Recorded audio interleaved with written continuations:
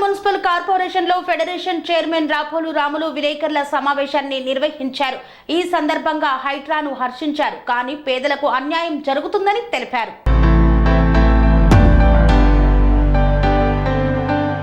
Boduppal municipal corporation లో Congress senior నాయకులు మరియు ఫెడరేషన్ చైర్మన్ రాపోలు రాములు తన కార్యాలయంలో ప్రెస్ మీట్ పెట్టి తెలంగాణ రాష్ట్ర ముఖ్యమంత్రి రేవంత్ రెడ్డి పట్టణాల్లో గాని పల్లెల్లో గాని రాష్ట్రమంతా చెరువులు కాపాడాలని, ఎఫ్టీఎల్లో గాని బఫర్ జోన్లో గాని నాలాలపైన ఆక్రమించిన నిర్మాణాలు చేపట్టిన వాటిని తొలగించడానికి హైడ్రా అనే సంస్థను ఏర్పాటు చేసినందుకు ఆయనకు ధన్యవాదాలు.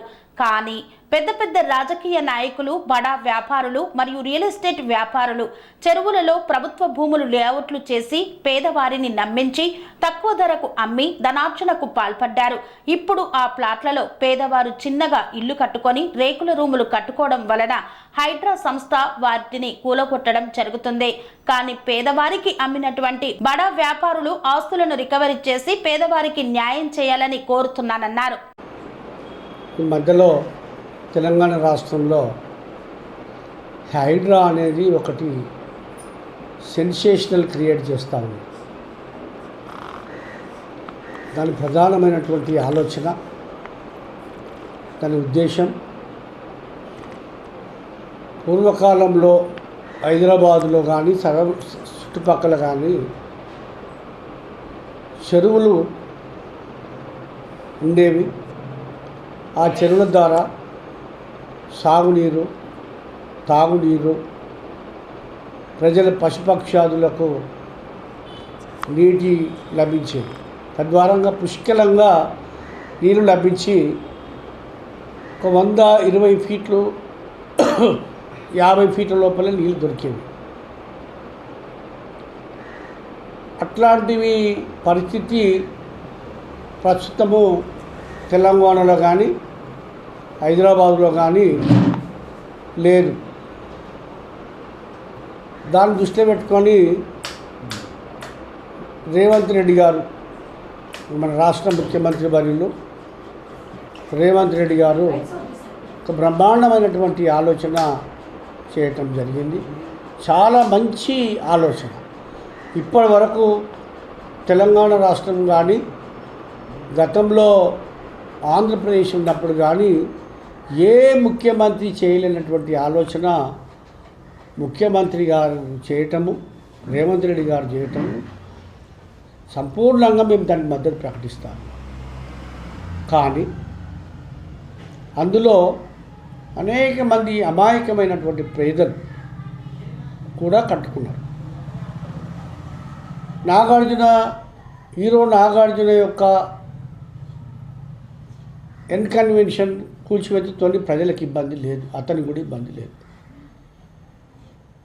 అదేవిధంగా ఇంకొక పల్లారాజేశ్వరరెడ్డో లేకపోతే మల్లారెడ్డో లాంటి భూస్వాములు, బడా భూస్వాములు తమ పలుకుబడిని ఉపయోగించి, తన డబ్బును ఉపయోగించి అనేక అక్రమాలు చేశారు. దానికి ప్రజలకు ఎట్లాంటి ఇబ్బంది లేదు, ప్రజలకు లాభమే. కానీ అప్పుడున్నటువంటి నాయకులను నమ్మి, బడా వ్యాపారస్తులను నమ్మి, మోసగాళ్ళను నమ్మి, ఈ ల్యాండ్ మాఫియాను నమ్మి కొన్ని వేలాది మంది అమాయకమైనటువంటి ప్రజలు ప్లాట్లు కొన్నారు. ప్లాట్లు కొని రిజిస్ట్రేషన్ చేసుకున్నారు, పర్మిషన్లు తీసుకున్నారు, బ్యాంకు లోన్లు ఇచ్చినాయి,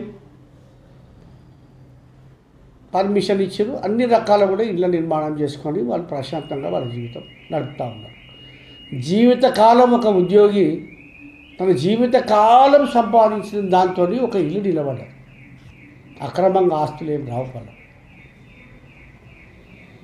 అట్లాంటి వాళ్ళని ఇళ్లను ఎలాంటి నోటీస్ లేకుండా, ఎలాంటి సమయం ఇవ్వకుండా కూల్చివేయడం అనేది ఆలోచించాలని చెప్పి నేను రాష్ట్ర ప్రభుత్వాన్ని కోరుతా ఉన్నాను.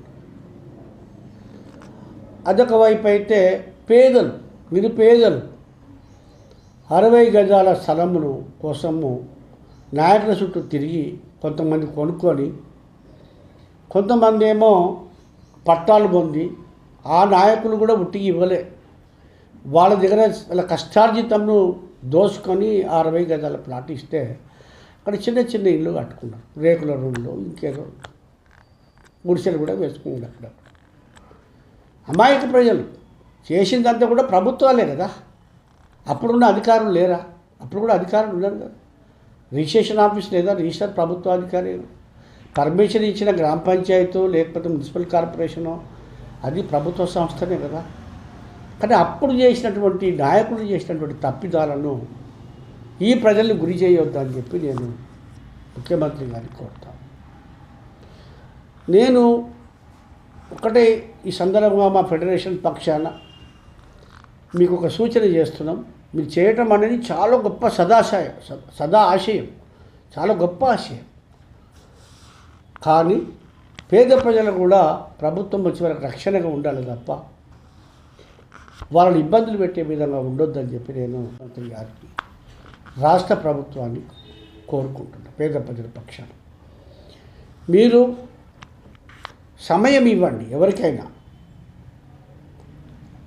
పేదవాళ్ళు అయితే వాళ్ళకు ప్రత్యామ్నాయంగా వాళ్ళకు డబుల్ బెడ్రూమ్లు ఇస్తారా, ప్రత్యామ్నాయంగా షెల్టర్లు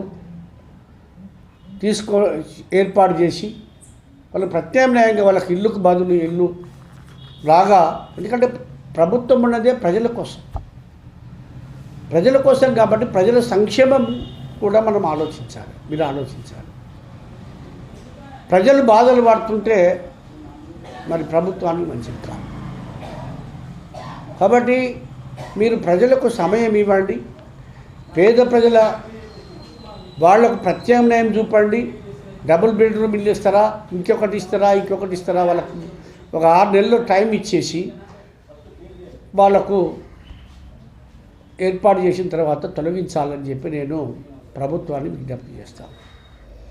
ఇంకొక విషయము, ఉద్యోగులు కానీ లేకపోతే ప్రైవేట్ సెక్టార్లో పనిచేసే వాళ్ళు కానీ ఎవరి దగ్గర ప్లాట్ కొనుక్కొని ఇది FTL అని తెలియక, బఫర్ జోన్ అని తెలియక కొనుక్కున్న అమాయకులు ఉన్నారు. ఇలాంటి అమాయకులకు మీరు టైం ఇవ్వండి, ఒక 6 నెలలు టైం ఇవ్వండి. కొంతమందిని సామాన్లు అట్టనే పెట్టి కూలగొడుతూ ఉంటే వాళ్ళ పరిస్థితి ఏం కావాలి చెప్పండి. ఈ అధికారులు కూడా అతి దూకుడుగా ప్రవర్తిస్తున్నారు. దాన్ని జర కొంచెం కంట్రోల్ చేయాలని చెప్పి నేను ప్రభుత్వాన్ని వేడుకుంటా ఉన్నాను. వాళ్ళకి సమయం ఇవ్వండి, ప్రత్యామ్నాయం చూసుకోమనండి. అవన్నీ ఆలోచన చేయండి. క్యాబినెట్లో అవన్నీ కూడా ఆలోచన చేయండి, ఏ విధంగా వాళ్ళకి పరిష్కారం చేయాలి.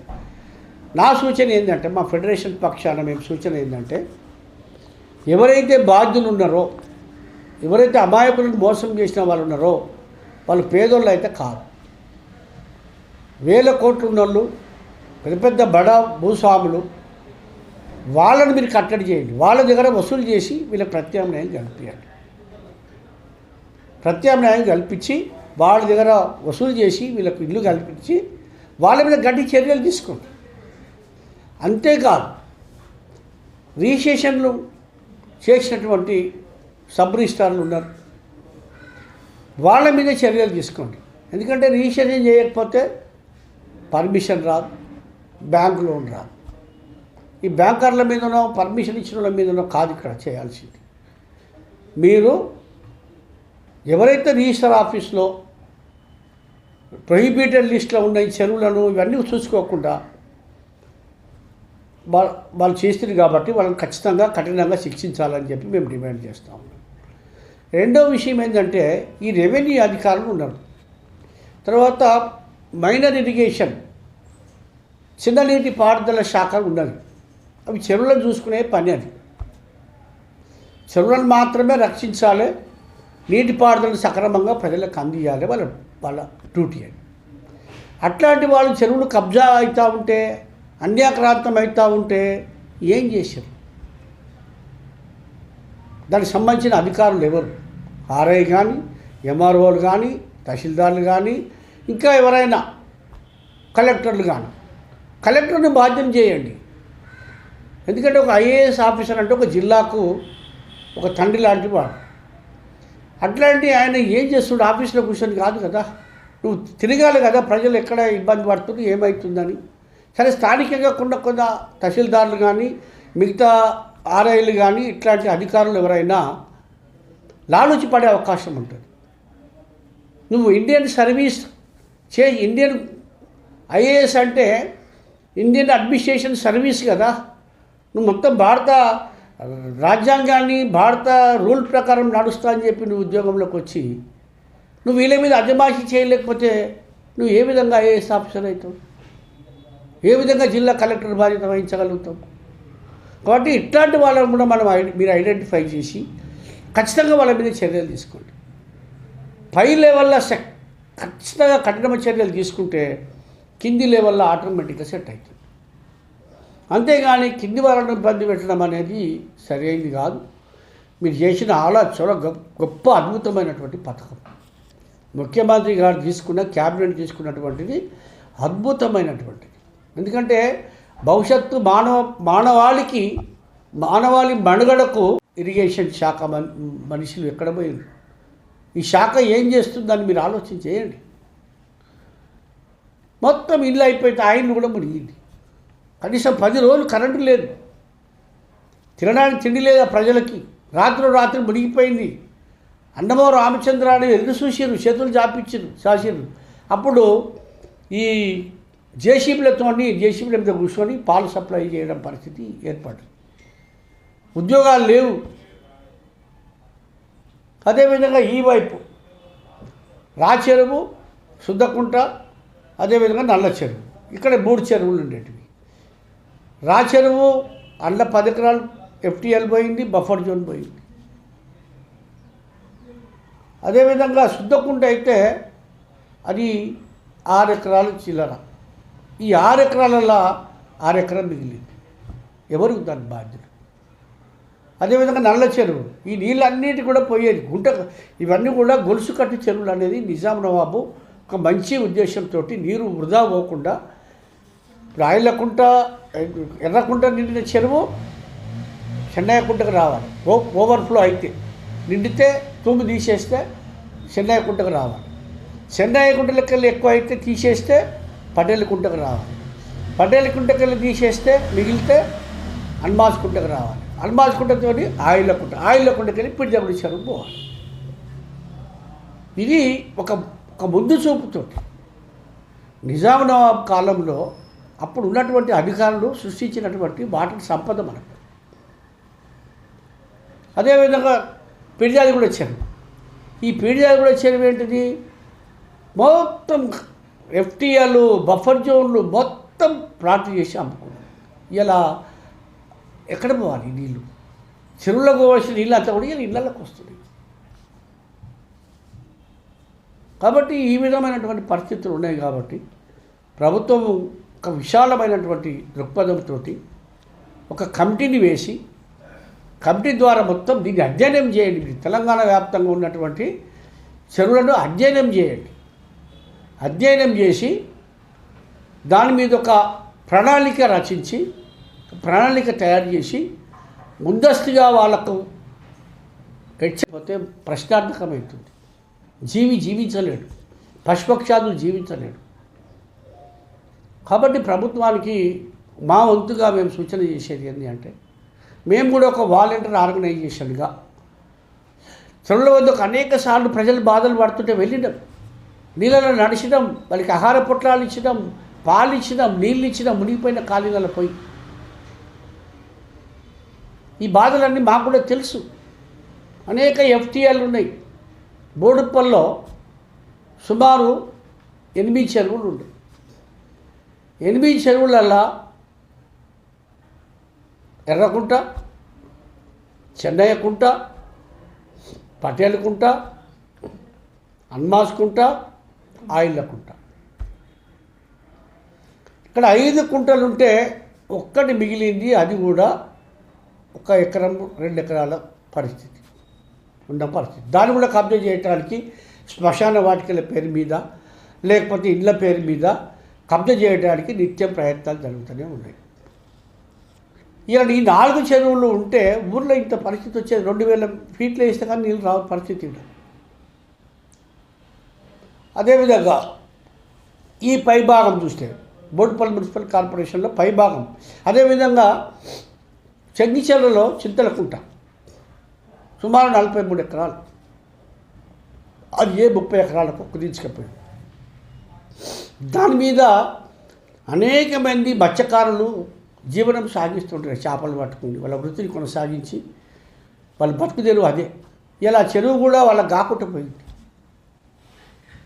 డ్రైనేజ్ అంతా తీసుకొచ్చి పడేసారు. నేచురల్ వాటర్ వచ్చే సోర్స్ అంతా కూడా వాటర్ తీసేసిండ్రు, కబ్జా చేసిండ్రు. FTL మొత్తము కబ్జా చేసి ఇల్లు కట్టడం వల్ల ఆ ఇళ్ళని కూడా మునిగిపోయింది. అదేవిధంగా పోచమ్మకుంట 12 ఎకరాలు చిల్లర. ఈ 12 ఎకరాలలో 2 ఎకరాలు ఎకరంన్నర మిగిలింది. ఎవరు చేసిరు ఇది? మీరు ఆరా తీయండి, చర్యలు తీసుకోండి. నాయకులే సర్పంచ్గా ఉన్న వాళ్ళు కానీ ఇంకొక పార్టీ లీడర్లు కానీ మొత్తం చెరువునంతా కబ్జా చేసి అమ్ముతూ ఉంటే వారి ఆర్థిక స్థితిగతులను కూడా మీరు లెక్కలోకి తీసుకోండి. ఎందుకంటే పేదల కోసం ప్రజాప్రభుత్వం ఉన్నది, ప్రజల కోసమే ప్రజాప్రభుత్వం మనది. కాబట్టి పేద ప్రజలకు భరోసా ఇవ్వాల్సినటువంటి అవసరము రాష్ట్ర ప్రభుత్వానికి ఉన్నది. దానికి ఒక స్వచ్ఛంద సంస్థగా మేము కూడా మాకున్న పరిధిలో తప్పకుండా మేము కూడా బాధ్యత తీసుకుంటాం. తప్పకుండా బాధ్యత తీసుకొని మీకు మా వంతు సహకారం అందిస్తాం. ఖచ్చితంగా నిజంగా రేవంత్ రెడ్డి గారు తీసుకున్నటువంటి నిర్ణయం అయితే చాలా గొప్ప అద్భుతం. ఇప్పటికు ఇంతమంది ముఖ్యమంత్రుల్లో ఇట్లాంటి ఆలోచన చేయకపోవడం నిజంగా మీరు చేసిరంటే చాలా గొప్ప విషయం. ఒక మంచి ఉద్దేశంతో చేశారు. ప్రజలకు మేలు చేయాలనే ఒక సంకల్పం మీకుంది. కానీ అందులో కొన్ని చిక్కుముడులు ఉన్నాయి. దాన్ని సరి చేయాలని చెప్పి నేను రాష్ట్ర ప్రభుత్వానికి, ముఖ్యమంత్రి గారికి, ముఖ్యంగా క్యాబినెట్ వాళ్లకు, రాష్ట్ర ప్రభుత్వానికి కూడా వినయంగా మేము సూచన చేస్తూ ఉన్నామని చెప్పి ఈ సందర్భంగా తెలియజేస్తూ సెలవు తీసుకుంటాం.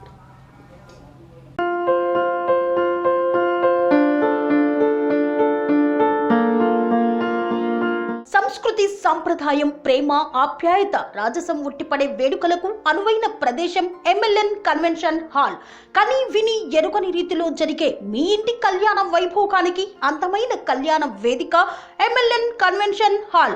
MLN కన్వెన్షన్ హాల్ ప్రత్యేకతలు: సువిశాలమైన wedding halls, centralise AC banquet hall మరియు విశాలమైన డైనింగ్ హాల్. వధువరుల కోసం ప్రత్యేక AC మరియు నాన్ AC గదులు. నక్షత్రాల వెలుగులో పచ్చని పచ్చికపై పార్టీల కోసం అనువైన గార్డెన్. MLN కన్వెన్షన్ లో CCTV పర్యవేక్షణతో పూర్తి భద్రత. ఎక్స్పీరియన్స్ అండ్ ప్రొఫెషనల్ వర్కర్స్ గల అన్నపూర్ణ గ్రూప్ వారి సేవలు. 2000 వాహనాలు పార్కు చేసేందుకు సువిశాల పార్కింగ్ సౌకర్యం. మీ ఇంట జరిగే అన్ని శుభకార్యాలకు, పెళ్లి, reception, engagement, birthdays, get together, corporate events, ఏ ఇతర శుభకార్యాలకైనా అందమైన వేదిక MLN కన్వెన్షన్ హాల్. బుకింగ్ కోసం సంప్రదించండి 7550438888 మరియు 7550428888. మా అడ్రస్ చీర్యాల లక్ష్మీ నరసింహస్వామి దేవాలయం ప్రక్కన, near outer ring road, Keesara junction, Cheeryal గ్రామం, మేడ్చల్ జిల్లా.